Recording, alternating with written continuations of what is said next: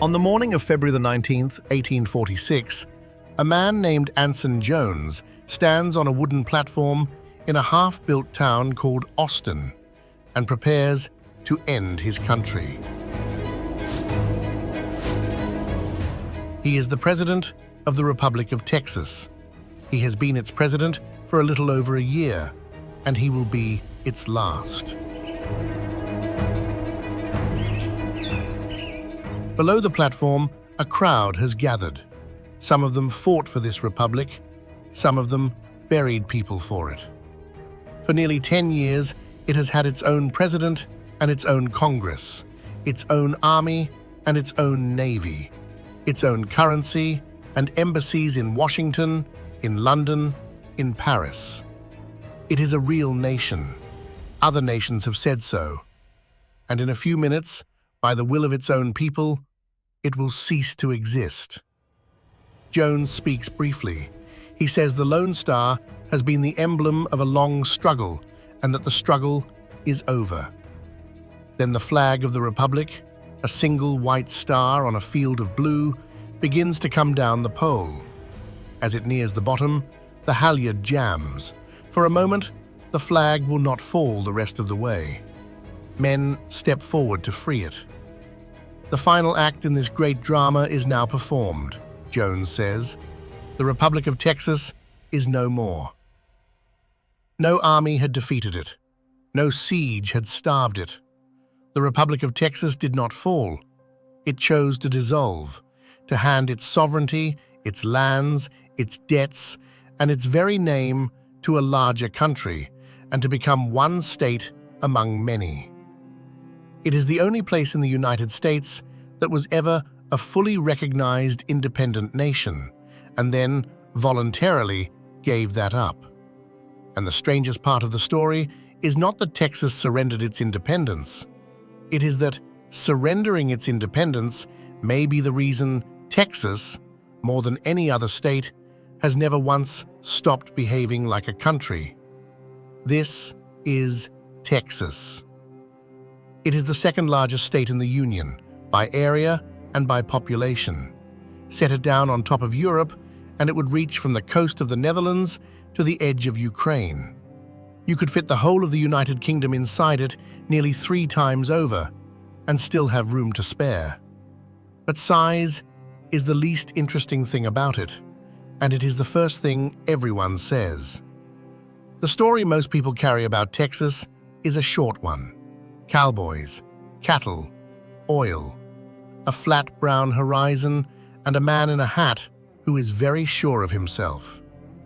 It is a story Texas tells about itself on its license plates and in its films. And like most things, a place repeats about itself often enough, it has become both true and entirely beside the point. Because underneath the swagger is something older and stranger, the memory of a country. And underneath the country is a deeper layer still. A dozen different peoples, each of whom arrived believing this land was theirs, and each of whom, in their own way, refused to disappear. Even the name is borrowed. When Spanish missionaries pushed into the pine forests of the East centuries ago, they met a confederacy of farming nations who greeted strangers with a single word: Tejano. It meant friend. It meant ally. The Spanish wrote it down as Tejas. The English later wrote it as Texas. The people who gave the land its name were the Caddo. Within 2 centuries of being recorded as friends, most of them would be gone, to disease, to displacement, to the slow machinery of removal. The friendliest word in their language became the name of the place that outlived the people who spoke it. That is the pattern this is a story about, repeated until it becomes the shape of the whole. Texas is a country that ended itself. It is a name that outlived its first owners. To understand the place at all, you have to be willing to hold both of those at the same time.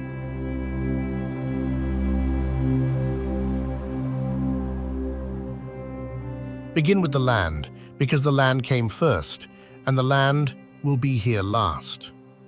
There is a line that runs across the middle of Texas, diagonally from the northeast to the southwest.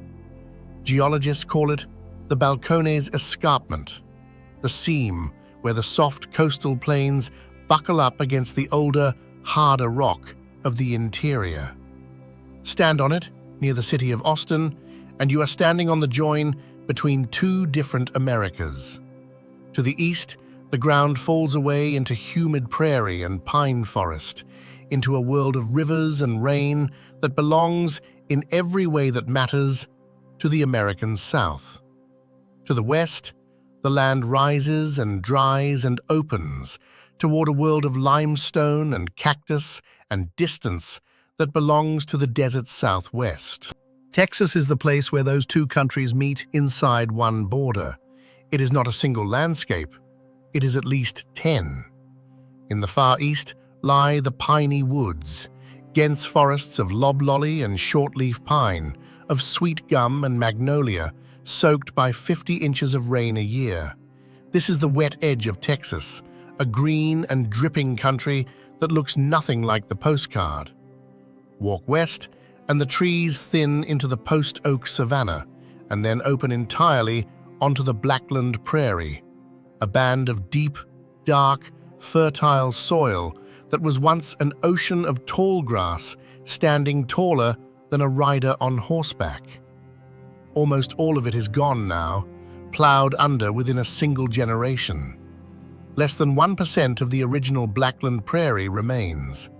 It is among the most endangered ecosystems in North America, and most of the millions of people who live on top of it have never heard its name. Keep going west, and you climb onto the Edwards Plateau, the hill country, a great tilted slab of limestone, the floor of a sea that dried up 100 million years ago. Rivers have cut down into it, slowly, leaving canyons and clear, spring-fed streams lined with bold cypress. Beneath it lies water, the Edwards Aquifer, one of the most productive spring systems on Earth, and the only reason cities could ever grow in this part of the state at all.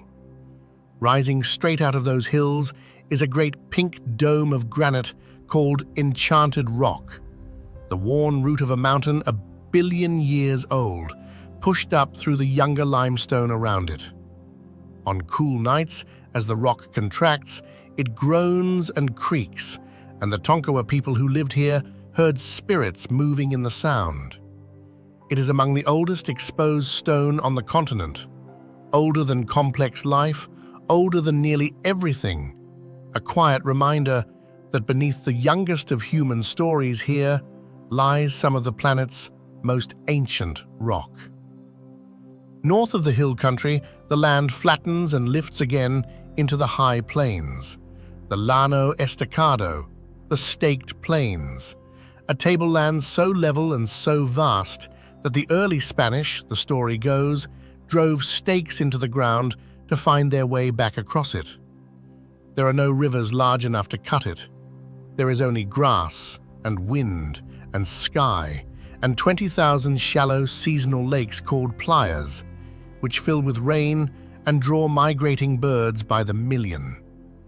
Beneath it sits the Ogallala Aquifer, water laid down over millions of years, now being pumped to the surface in a matter of decades. And in the far west, past the Pecos River, Texas becomes something else entirely. The Trans-Pecos, the Chihuahuan Desert, reaching up out of Mexico. Mountains here, real mountains, rise straight from the desert floor, isolated ranges that scientists call sky islands, each one cool and forested at its summit, each one holding species that exist nowhere else, marooned by the heat of the lowlands around them. Guadalupe Peak, the highest point in the state, stands at 8,751 feet, the fossilized core of an ancient reef, a mountain built of the same Dead Sea that built the hill country. One state, 50 inches of rain in the east, 8 in the west. The Old South, the Wild West, and the Desert Southwest, all under a single flag. It is almost too much to be one place. Perhaps that is part of why it spent so long trying to be its own.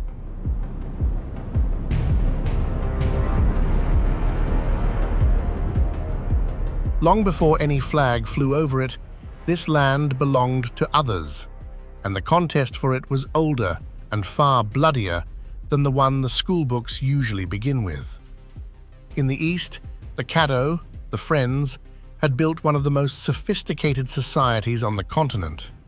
They raised earthen mounds for their ceremonies and their dead, farmed maize and beans and squash in the river bottoms, and ran trade routes that reached the Mississippi and the Great Plains.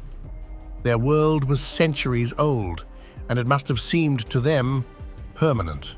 On the Gulf Coast lived the Karankawa, tall, tattooed people who moved with the seasons between the barrier islands and the mainland, fishing the bays from dugout canoes, coating their skin against the mosquitoes with grease and earth.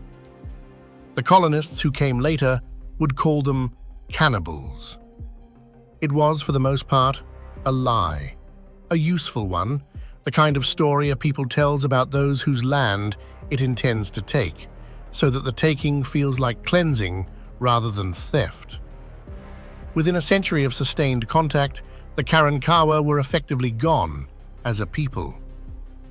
And out of the north, in the early 1700s, came a power that would dominate Texas more completely than Spain, Mexico, or the Republic ever managed: the Comanche. They had not always been a plains people. They came down out of the Wyoming mountains, kin to the Shoshone, and somewhere along the way, they met the horse, descended from the animals the Spanish had brought, and they became, by many accounts, the finest light cavalry the world had yet produced. On horseback, they remade themselves into an empire. Historians now call their domain the Comancheria, and at its height, it covered most of what is now West and Central Texas, and reached deep into New Mexico, Colorado, and northern Mexico. This was not a scattering of bands. It was a genuine imperial power with a diplomacy and an economy all its own, built on horses, on trade, and on the raid. For a century and a half, the Comanche set the terms. Spain could not break them. Mexico, after winning its own independence in 1821, could not protect its settlers from them. When the Republic of Texas was born, it inherited not an empty frontier, but a border with another nation, one that appeared on no European map, and one that for years was the stronger of the two. What happened to the Comanche is one of the things this story cannot soften. The Republic's second president, Mirabeau Lamar, took power in 1838 with a clear policy. Where Sam Houston had favored treaties and trade, Lamar favored removal, and where removal failed, extermination. He said so plainly. He sent mounted companies into Comanche country with orders that made little distinction between warriors and families. The killing was deliberate, and it was indiscriminate, and it continued, in one form or another, for decades, through the Republic, through annexation, through the Civil War, until the buffalo the Comanche depended on had been slaughtered nearly to nothing, and the survivors were driven onto reservations in what is now Oklahoma. The end, when it finally came in a canyon. In 1874, in Palo Duro, a vast red gorge cut into the flat panhandle, the second largest canyon in the country, the United States Army cornered the last free bands of Comanche and Kiowa, wintering among the rocks. The soldiers could not easily kill people who scattered into the cliffs, so they did something more final. They captured and shot more than 1,000 of the people's horses and burned their winter stores.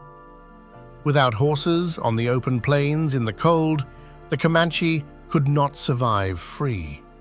Within months, the last of them rode into the reservation. The empire that had ruled half of Texas for a century and a half ended not in a great battle, but in a canyon full of dead horses. The last great Comanche war chief was a man named Quanah Parker. His mother was Cynthia Ann Parker, a white girl seized as a child in a raid and raised Comanche, who became wholly one of them, married a chief, and was taken back decades later against her will, and who, returned to a people she no longer remembered, is said to have grieved herself to death. Her son, Quanah, surrendered with his band in 1875, and then he did something remarkable. He did not vanish. He learned the New World's language, its law, and its money.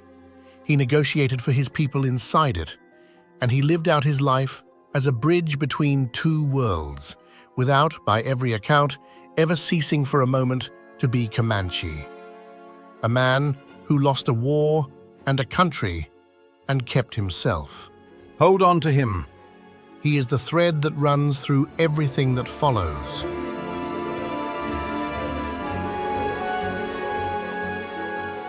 The first European to cross this land did not come to conquer it. He came because he had no other choice.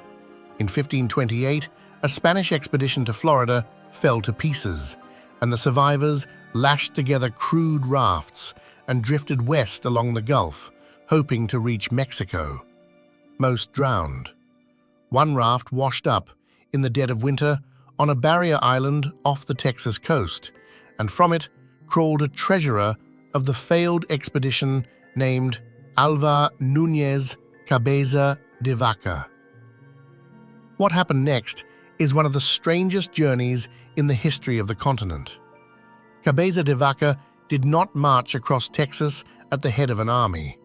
He walked across it over 8 years, alone or very nearly so, first as a captive of the coastal tribes, then as a slave, then, improbably, as a kind of wandering healer and trader, moving from nation to nation, learning their languages, laying his hands on the sick. By the time he stumbled back into Spanish territory in northern Mexico in 1536, he had crossed thousands of miles of Texas and the Southwest on foot, and he had been changed by it.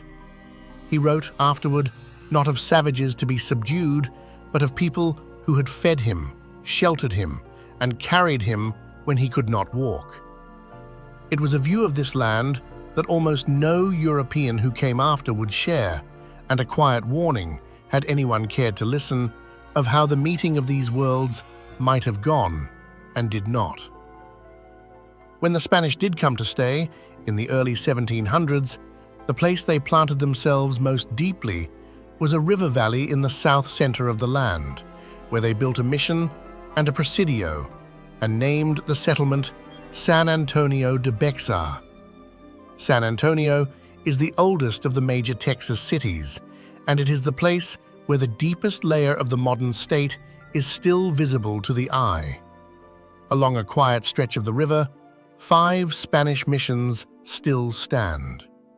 Limestone churches with carved facades, built by Franciscan friars and the native people they gathered, converted, and too often buried. The most famous of the 5 was a mission called San Antonio de Valero. Most of the world knows it instead by the name of the cottonwood trees that grew around it. Alamo. The Alamo. What happened at the Alamo in the spring of 1836 has been told so many times in so many films that it has nearly stopped being history and become something closer to scripture. The short version is this. A few hundred defenders, Texan and Tejano together, held the old mission against a far larger Mexican army under General Santa Anna for 13 days, and were in the end overwhelmed and killed almost to the last man. Remember the Alamo became the cry that carried the revolution forward. The longer version is both more honest and more interesting. The men who died there were not only Anglo settlers. Among them were Tejanos, Texans of Mexican descent, who fought and died for Texas independence alongside the newcomers. The revolution was not simply Americans against Mexico. It was, in part, a civil war within Mexico itself, between a central government grasping for power and provinces, Texas among them, that wanted the rights they believed they had been promised. To stand in the plaza of San Antonio today, with its Spanish stone and its Tejano music and its Mexican market, is to stand in the one place where Texan and Mexican were never opposites, whatever the slogans later insisted. San Antonio carried that double identity through every change of flag. It was Spanish, then Mexican, then the heart of the Republic's southern frontier, then American. Through all of it, the Tejano families who had been there before any of those flags simply stayed where they were. Their language, their food, their saints' days, their music, none of it asked anyone's permission. It only continued. The breakfast taco is not a marketing invention. It is the residue of 300 years of people quietly refusing to stop being themselves. The southern edge of all of this is a river. The Rio Grande, the Rio Bravo on the far bank, runs some 1,800 miles from the mountains of Colorado to the Gulf, and for the last 1,200 of them, it serves as the border between two countries. But a border is a recent idea, laid over a much older truth. The people on both banks were one people long before any line was drawn down the middle of the water. The lower Rio Grande Valley and the South Texas Plains are the deepest Tejano country in the state, a land of mesquite and ranching, of towns founded under Spanish land grants in the 1700s, where families have worked the same ground beneath 4 different flags without once having to move. Laredo on the river was for a few months the capital of its own tiny breakaway nation, the Republic of the Rio Grande, in 1840, a half-remembered echo of Texas's own bid for independence. Here, Spanish is not a foreign language. It is the language that was here first. The norteño and the conjunto drift across the river in both directions. The food, the saints, the surnames, the rhythm of the day. They belong to a culture that the border runs through, but does not divide. Texas ends at the Rio Grande on the map. On the ground, it simply keeps going. And where the river finally reaches the sea, it passes Padre Island, the longest barrier island in the world, 113 miles of dune and sea oats and nesting sea turtles, a single thin ribbon of sand holding the line between the land and the water.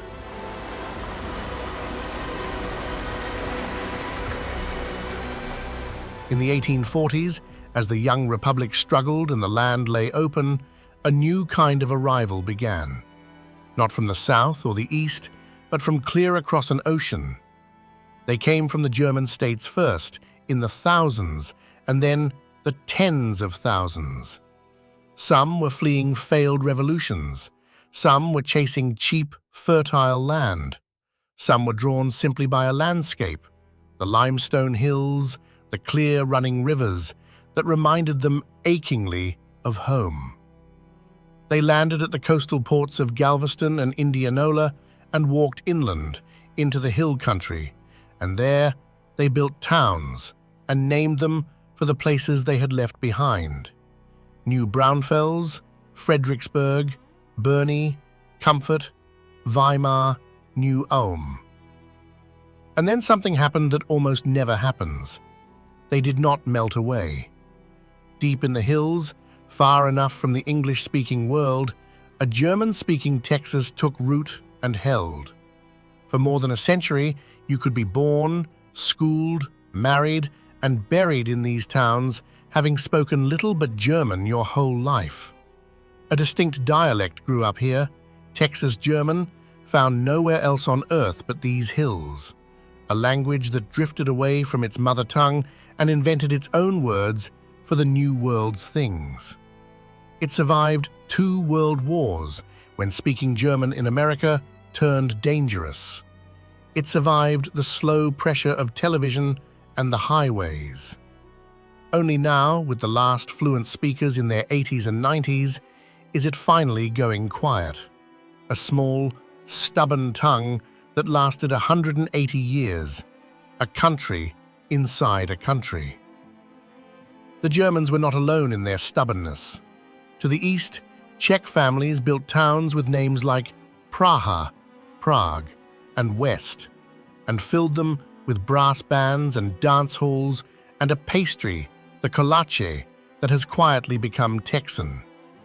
Near the Czechs, a tiny Slavic people called the Wends, Sorbs, from a sliver of eastern Germany, followed a single pastor, John Killian, across the ocean in 1854 and founded a settlement called Serbin, determined to keep both their Lutheran faith and their own language intact against the odds.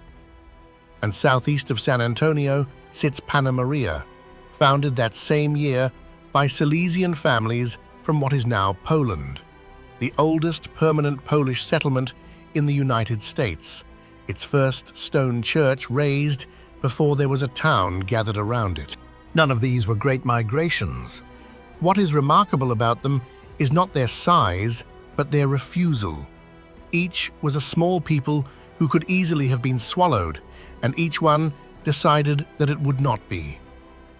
They are the reason the accordion runs through Texas music like a vein, through the German and the Czech dance halls, and then, crossing a line that nobody was supposed to cross, into Mexican conjunto and Tejano and the norteño sound, until the most Texan music there is became a thing built by Germans and Czechs and Mexicans who were never meant to be playing in the same room. And beneath all of it, beneath the dance halls and the limestone churches and the spring-fed pools where children swim on summer evenings, there lives a creature that has out-persisted them all.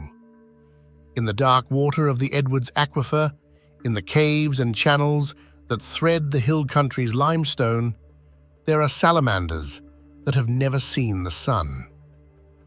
The Texas blind salamander is small and pale as candle wax and has no working eyes at all, only 2 faint dark spots beneath the skin where eyes used to be, abandoned over uncounted generations because, in absolute darkness, sight is a luxury a body cannot afford.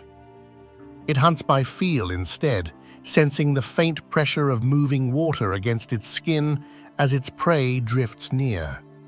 Its cousin, the Austin blind salamander, lives the same lightless life beneath the springs of the city above. And deeper still, more than 1,000 feet down, in wells beneath San Antonio, swims a fish called the toothless blind cat, a catfish that has dwelt so long in the dark that it, too, has surrendered its eyes. These animals are not relics. They are masterpieces of patience, life that found a way to keep going in a place that should have been impossible, by letting go of the things it no longer needed and keeping only what allowed it to endure. They are also a warning. They live entirely on the water in the aquifer, and that aquifer holds the same water that fills the swimming pools and the kitchen taps of a fast-growing region. When the springs run clean, the salamanders thrive. When they begin to disappear, it means something has gone wrong with the water that everyone above is drinking. They are the small, blind conscience of the hill country.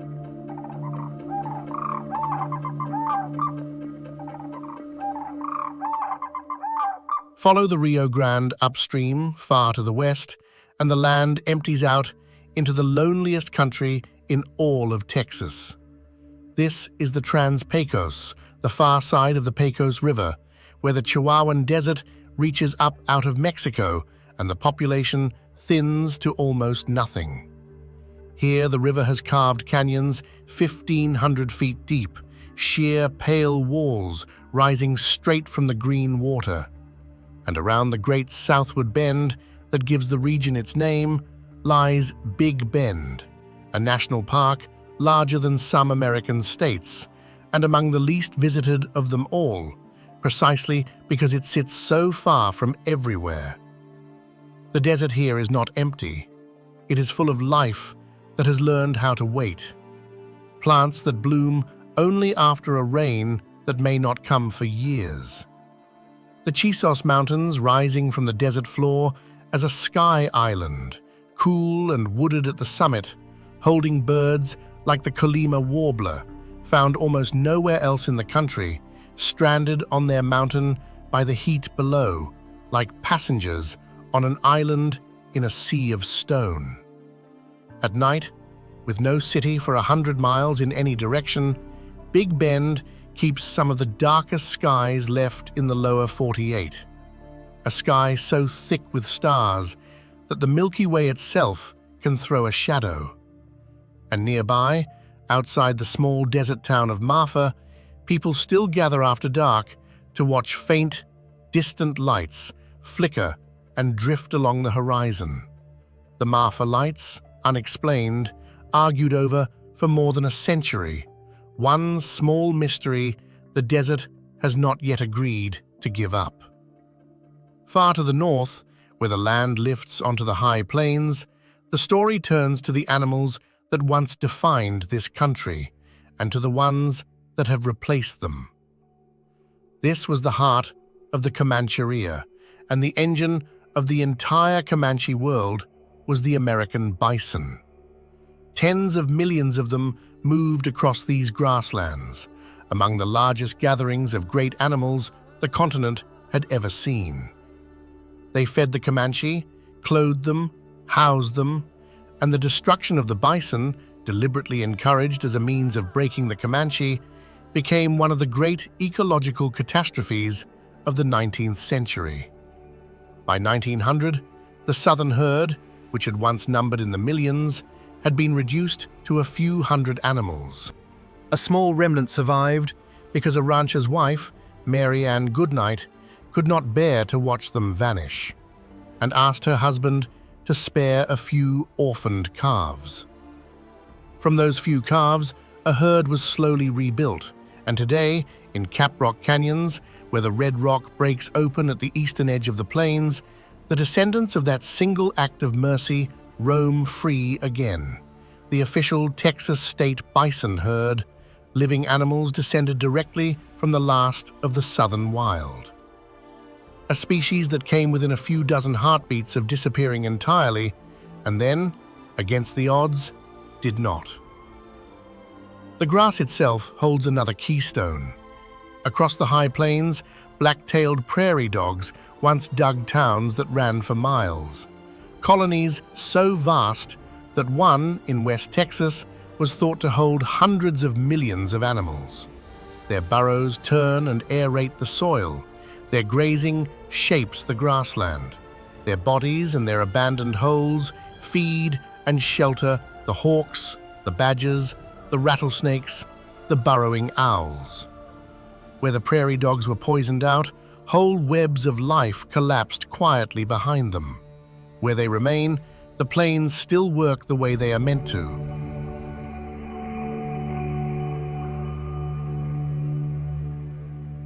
And twice each year, the sky above all of it fills with something delicate and immense.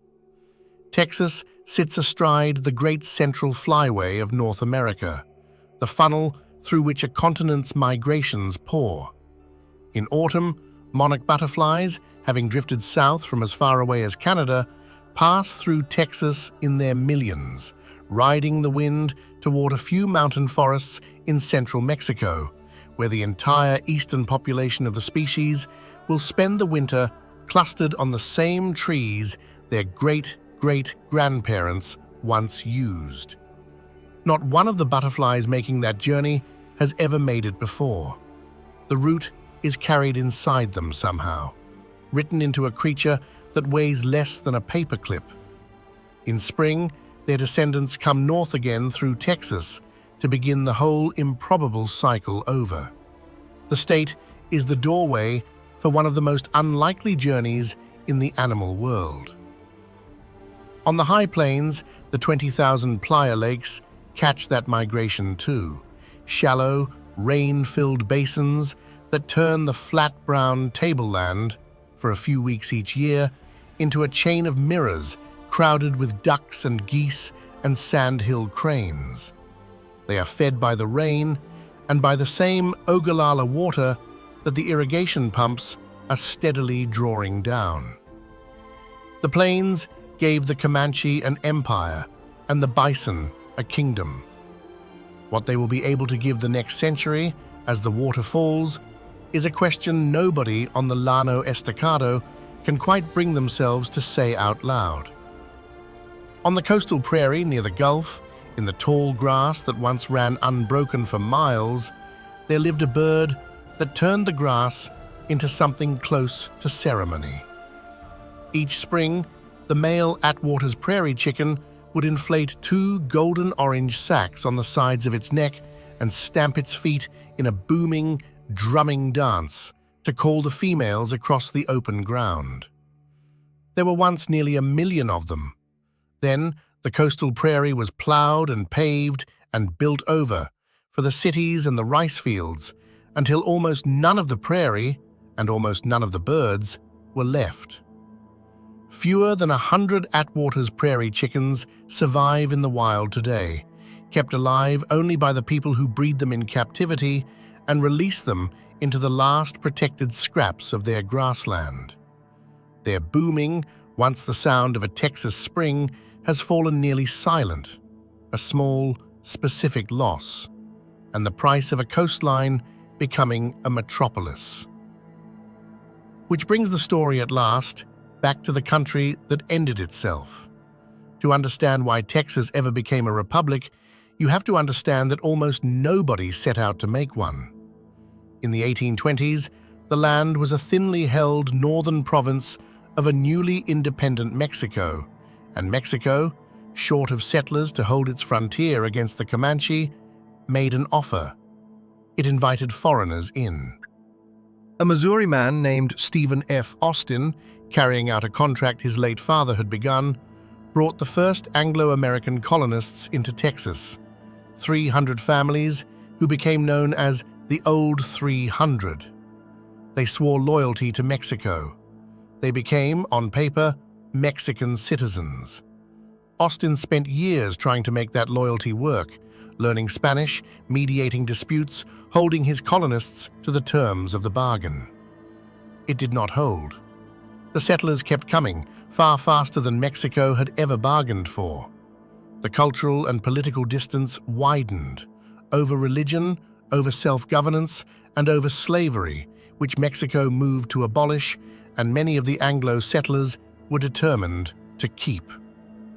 When the Mexican government in the 1830s turned toward harsh central control under Santa Anna, several provinces revolted, and Texas revolted with them. Stephen F. Austin, the man who had spent his whole life trying to keep Texas inside Mexico, became the reluctant leader of its war to leave. On the 2nd of March, 1836, in a raw, unfinished town on the Brazos River called Washington on the Brazos, 59 delegates sign a Declaration of Independence in a drafty hall with no glass yet in the windows.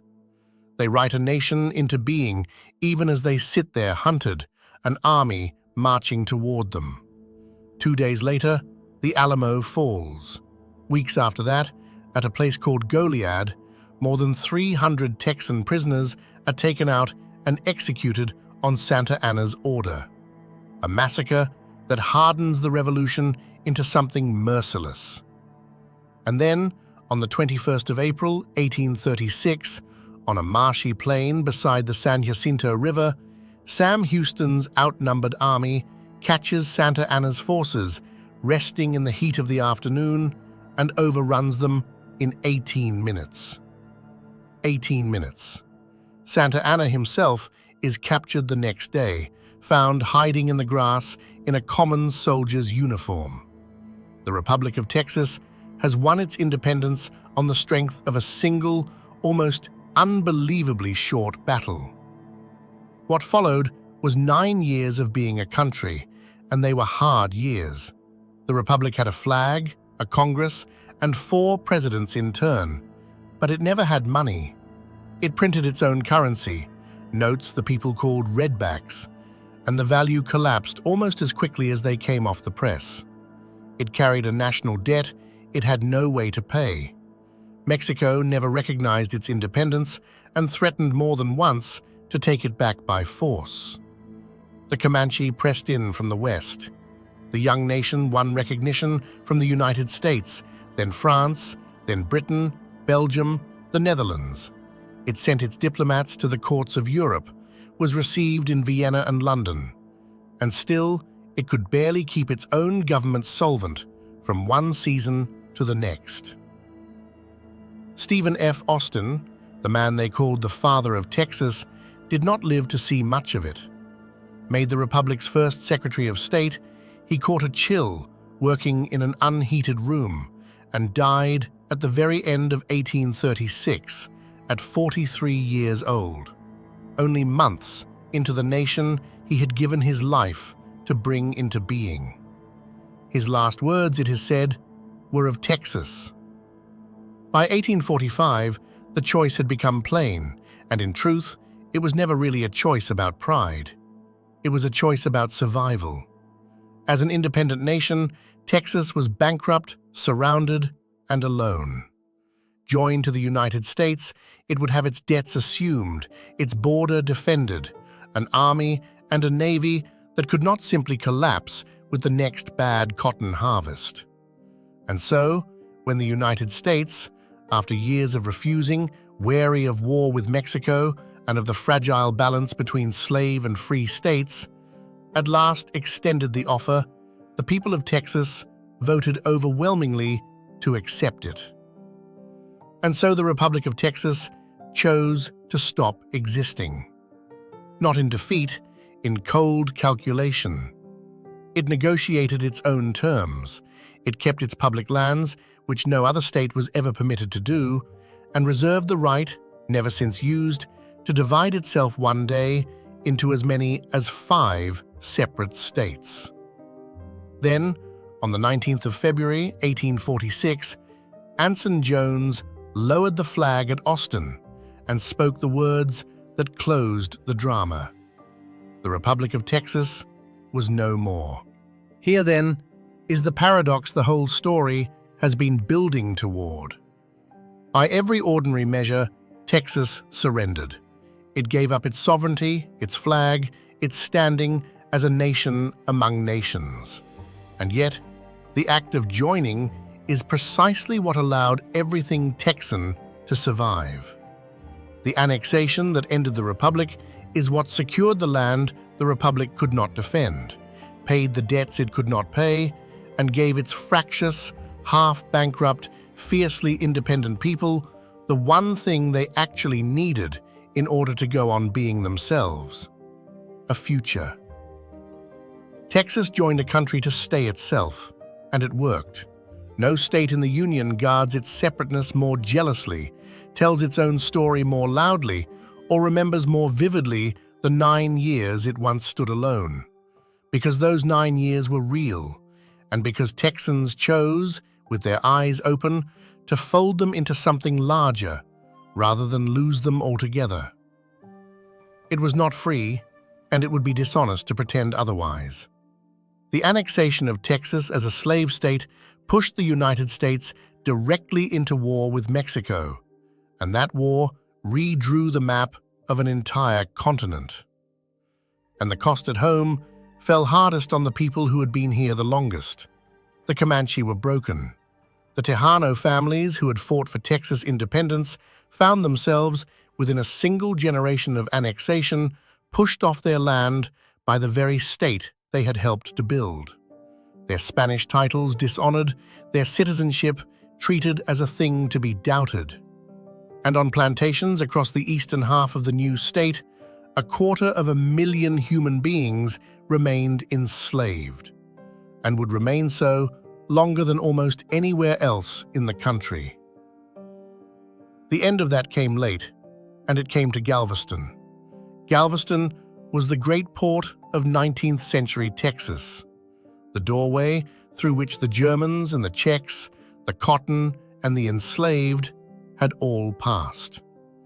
And it was here, on the 19th of June, 1865, more than 2 months after the Civil War had effectively ended, and 2.5 years after the Emancipation Proclamation, that a Union general named Gordon Granger stood in the city and read aloud General Order No. 3, that all enslaved people in Texas were, from that day, free.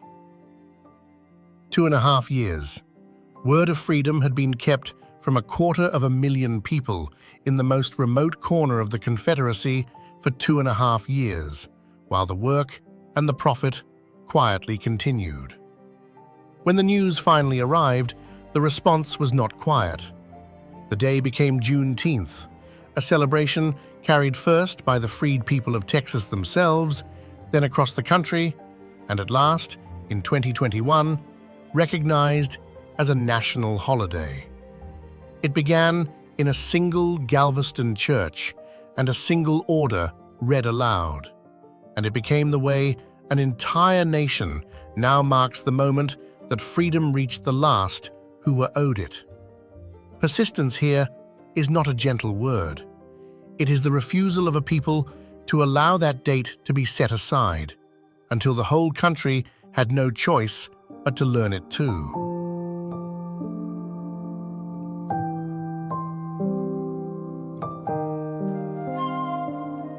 The Texas that grew up out of all of this is, by the plain numbers, scarcely believable. If Texas were a country again today, it would stand among the largest economies on Earth. By recent measures, the 8th largest in the world, ahead of nations like Italy and Russia, and closing fast on France. Its economy has crossed $2.5 trillion and kept climbing. It is the single largest exporter of goods in the United States. It runs more cattle than any other state, and it ships more crude oil than most of the member nations of OPEC. In one recent year, it added nearly 400,000 new residents, more than any other state in the country, people pouring in from across the nation and the world, drawn by work, by cheap land, and by the old, durable promise that here a person can still become something. Much of that wealth comes up out of the ground in the far west, from a basin of oil-soaked rock called the Permian. Beneath the dry scrub around Midland and Odessa lies one of the most productive oil fields ever discovered. The Permian alone, were it counted as its own country, would rank among the 5 largest oil producers on the planet, pumping millions of barrels a day, lighting cities a hemisphere away. The towns above it boom and bust with the price of crude. Their median age is young, their futures uncertain, their schools and their hospitals forever straining to keep pace with a wealth that arrives faster than the roads can carry it. And it is not only oil. Out on the same wind-swept plains where the bison once ran, forests of white turbines now turn, and dark fields of solar panels track the sun across the sky. Texas, the oil state, the carbon state, quietly became the largest producer of wind power in the country, and in recent years, wind and solar together have supplied 1/3 or more of the electricity on its grid.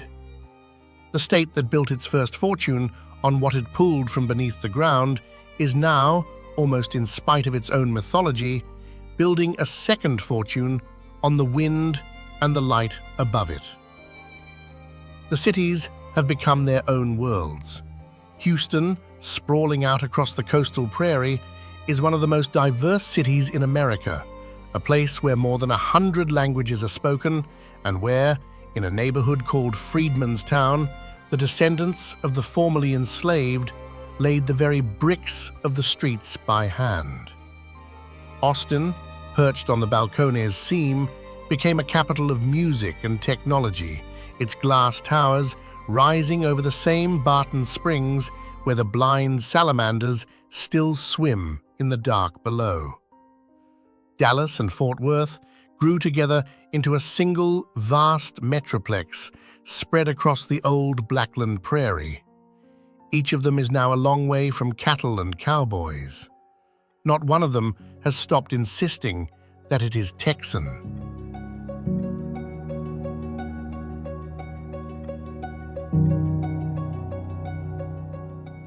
So what is Texas once you have peeled away the cliché? It is a place that has been, in its turn, Caddo and Comanche and Karankawa land, Spanish frontier, Mexican province, independent republic, and American state. And through all of it somehow, it has stayed recognizably itself. The flags changed 6 times. The people, for the most part, did not leave. They layered. The Tejano, who was here before the Republic, stayed on through the Republic and the state. The German, who arrived in 1845, was still speaking German in 1985. The freed people of Galveston turned the day of their freedom into a holiday the whole country now keeps. The Comanche, broken and removed, did not cease to be Comanche, and Quanapaka's descendants are Comanche still. That is the deeper meaning of the strange thing the Republic once did. When Texas chose to join the United States, it was not the first time in this land, and it would not be the last, that someone surrendered a sovereignty in order to keep a self. The Republic gave up its independence and kept its identity. The Tejano gave up the flag of Mexico and kept the language and the saints' days. The Comanche lost the war and kept the name. The blind salamander gave up its eyes and kept its life. Over and over, in this one improbable place, the very same bargain. Let go of the thing you cannot keep, so that you might keep the thing that is actually you. It is tempting to make all of that sound like wisdom, and it would be dishonest to leave it there. The bargain was never an equal one, and a great many people were never offered any choice at all. The land that gave the Anglo settler his fresh start was taken from people who were killed or driven out to provide it. The identity that Texas preserved by joining the Union was, for 250,000 people, the identity of the enslaved, and freedom reached them last and late. The aquifers that feed the springs are being drawn down. The prairie that fed the buffalo is all but gone. Texas remembers its 9 years as a republic with enormous pride. It is far less practiced at remembering what those years and the centuries around them cost the people who never make it onto the license plates. Both of those things are true at once, and a place can be large enough to hold them, especially a place as large as this one. The swagger and the grief, the country that ended itself, and the peoples who refused to end. The friendliest word in a vanished language, Taisha, still painted on the welcome signs along the border, still meaning, after everything that came after, friend. Texas is not larger than other places only in its acres. It is larger in its contradictions.